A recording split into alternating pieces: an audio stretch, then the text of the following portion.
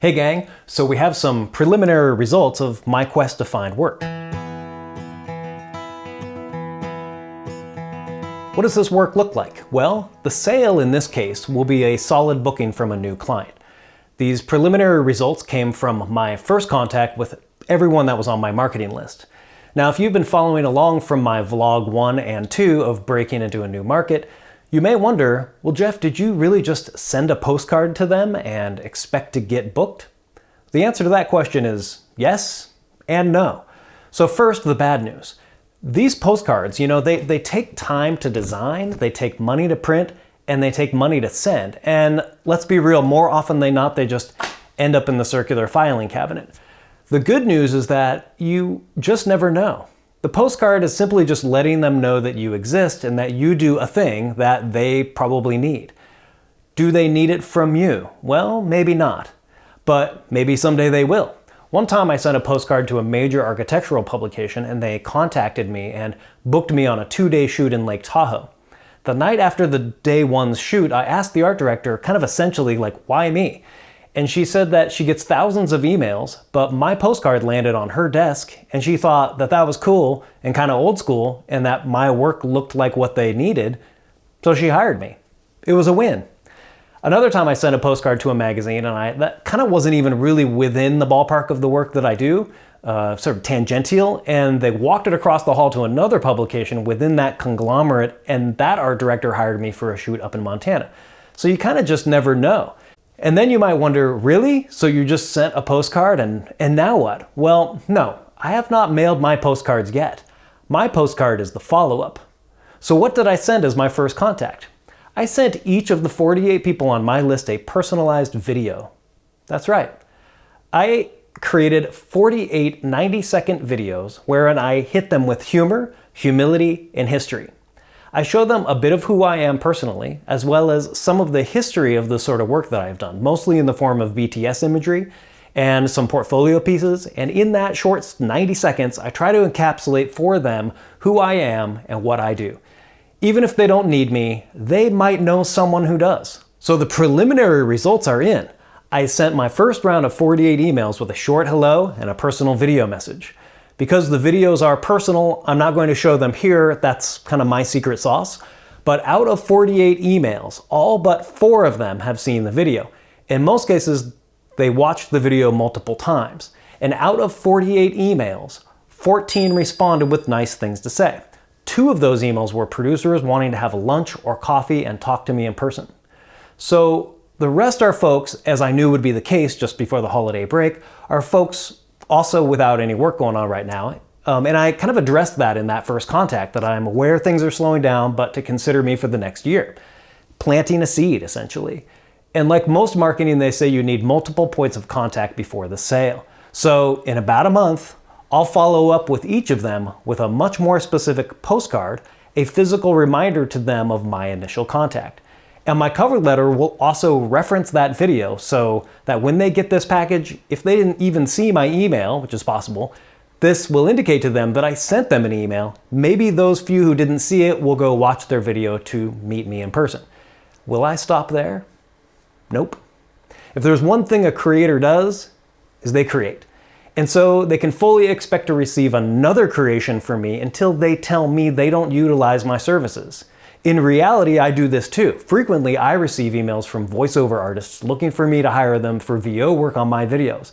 But rarely do I even use VO in my videos. Here and there, right? So I keep their website bookmarked, but generally I don't really use VO that often. And there are a lot of VO people out there. What really gets me is when the person marketing to me does not do their homework, right? I get emails from a lot of folks wanting to make me an app. I'm like, what? Like, do you even know what I do? I don't need an app. What do I need an app for? So it's important to know what you are selling and who you are selling it to, and try to match up what you do with what you think they need. Multiple points of contact until they tell you to stop or you get hired. At that point, I stop marketing to them. I simply do a bang-up job for them and hope to get hired back. If I don't hear from them for a while, I might send a note or an email or maybe a birthday card, but generally my goal is to be hired and then do a great job. Simple as that. And, you know, when I'm sending a note or an email, a birthday card, it is personal. I've gotten to know them at that point. I don't just send anybody birthday cards, right? But these are the preliminary results. So it amounts to a small win that I had positive responses. No bookings as of yet, but it's like right before Christmas, so I wasn't expecting that. I am looking to just kind of plant the seed, and then I'll remind them again in the new year as things begin to fire back up. This is a personal business. You're working personally with other people. And so my goal is to really in this stage let people know that I exist, what it is I do, and do my best to match up what it is I do with what it is they do. And essentially like that we can work together because they might need me. Maybe they don't need me right away, but maybe down the line, or maybe they know somebody else who's looking. They're talking to somebody else and that person says, hey, do you know anybody that does this? And then I'm the person that they mention. So that's the idea. I hope you like this video. I hope you've been following along. You think this is, you know, interesting. To be honest, it's a very vulnerable place for me to be because, you know, I am in a position of not knowing whether I will get work or not. I'm just relying upon my skills, my resume, my history, my experience of having done these different things and putting myself out there. And why am I doing this on YouTube? Honestly, I guess maybe other people can learn from it too. And they can watch me fail or they can watch me succeed. I don't really know what's gonna happen next. I'm just kind of going for it and letting whoever wants to watch this come along for the ride. This isn't the first time I've done this. This is not my first rodeo, as they say, maybe my second. Last time I did something like this was 25 something years ago when I was breaking into being a photo assistant in San Francisco. And interestingly, in that case, I didn't send anybody any printed materials or emails. You know, email was still somewhat of a new-ish kind of thing as far as, you know, like back 2001 or so. People weren't doing that as much. I called people on the phone, and this was pre-cell phone. My first point of contact was literally calling people up on the phone and saying, hi, my name is Jeff. I'm a photo assistant. I'm looking for work. And I would like just wait to see what they say back. And that was my initial point of contact. And the vast majority of those folks that I contacted said, oh yeah, we're good. We don't need anybody. I had some who were just kind of like, who, what? Like, how did you hear of us? And, you know, did you send me a resume? Or like, you know, they were kind of confused why I was calling them. And, but I did have a few that responded positively and hired me right off the bat, which was cool. And, you know, for those that didn't right off the bat, I would take that next step, you know, when they would say, oh, we don't need anybody, we have somebody.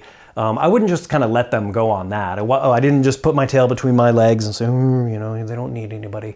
Instead, I verified with them. I said, oh, that's great. You know, is it okay if I send you my resume to keep on file in case your first or second assistant is, you know, not available, that you just have my, oh, of course. And then I would verify their address with them at the time. And of course, at that point, I would send them my marketing materials so that they have me on file. And it kind of just plants that seed, you know, it's kind of being a little bit tenacious and not letting them go.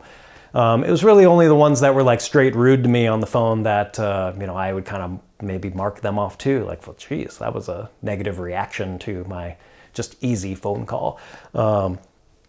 So that was then, you know, and that was back in the day when they literally had the telephone on the wall that they're answering, you know, pre-cell phone.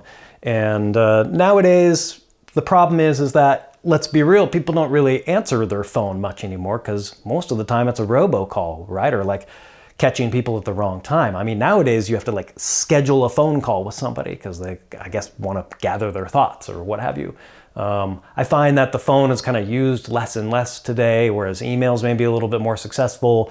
And now I'm using email as my first point of contact and then following up with print materials after that. You know, is this the way that it's going to work? I don't know, you know, we'll find out.